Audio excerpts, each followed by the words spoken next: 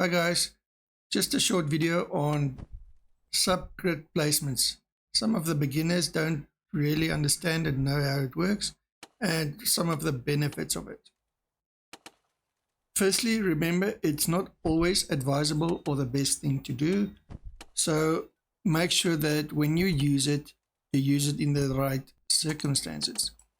So there's two ways of using it. Firstly is on roads, and then secondly is you're using it when you're placing buildings or stuff that gives passive income or net income effects.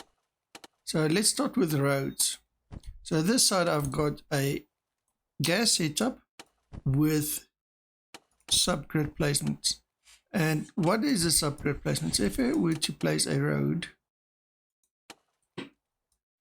you can see, so that's the normal placement like that in the square. However, subgrid placement is 50-50 on two grids. So when you're utilizing that for your roads, you end up with a road it gives you a little bit of a gap on this side because you're not utilizing the half end on this side. That gives you space to place NFTs that only takes up quarter of a tile, so that's benefit there. And also what happens now is you can place buildings in between the roads without breaking or stopping the working of buildings on the road. So if you look at this here, I placed a fuel storage.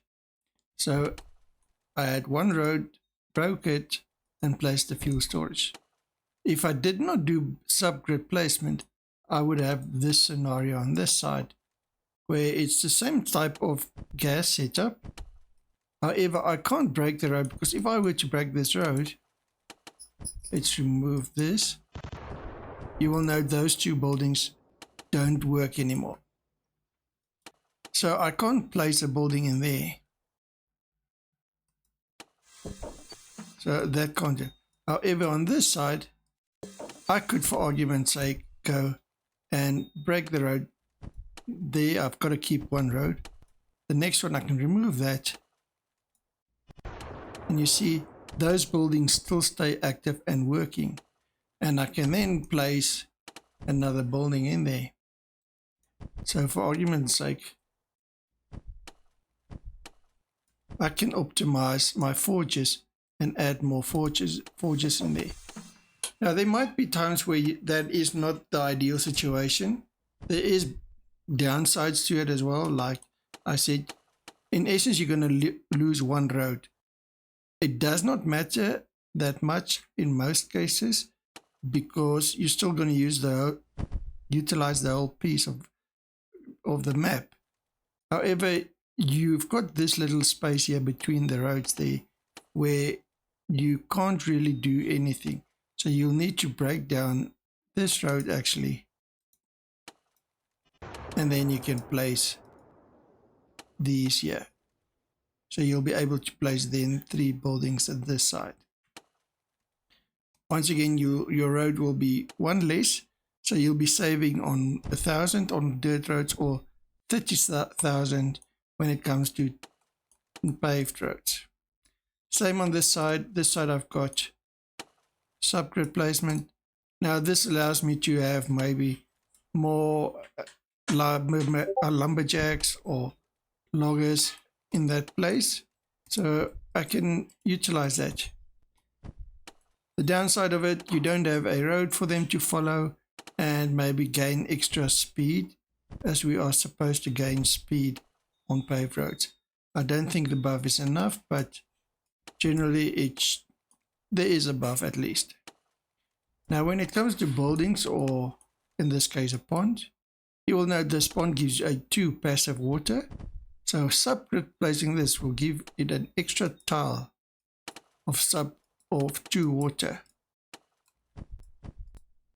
As you can see, I've marked the downside of that is you don't get 1 water on this side then, on the sides.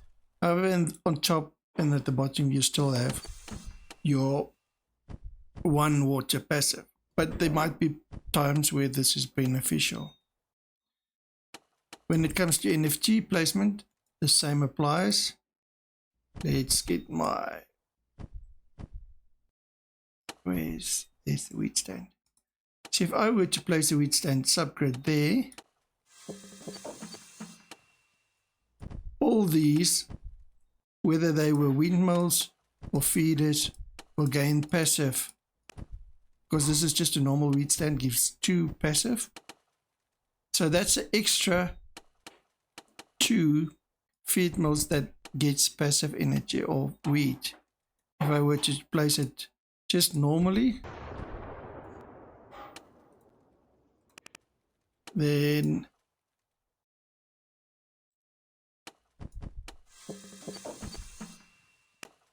these 3 will only get 1, and then I will need to place 1 there in the center. So in most cases, or some cases, it's beneficial to do this, and you can look into what's the best method and how it can benefit you. Like I said, it's not always. Look into your situation and whether or not it is viable to do so. The other thing that also you can do, especially in the beginning of a new map, you can do sub-placement of a road. If we were to do sub-placement of a road, then what's going to happen, I can use one road to place at least 5 or 6 buildings. That can save you a little bit of cash, especially in the beginning. So let's take this. As you can see now,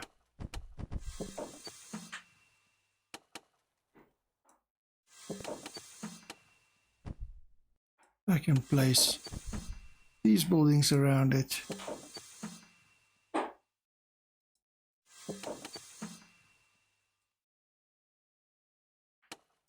So now one piece of road gave me 6 buildings to place. Once again, this is not always ideal, but especially early game where you just need to place buildings like your lumberjacks, your farmers, or etc., or like this case, the rancher, it's saving you a little bit of money on roads. So I hope that helps you. It gives you a little bit of more insight into this. Let me know if that helps you and if there's anything I missed. Thank you for watching. Like and subscribe.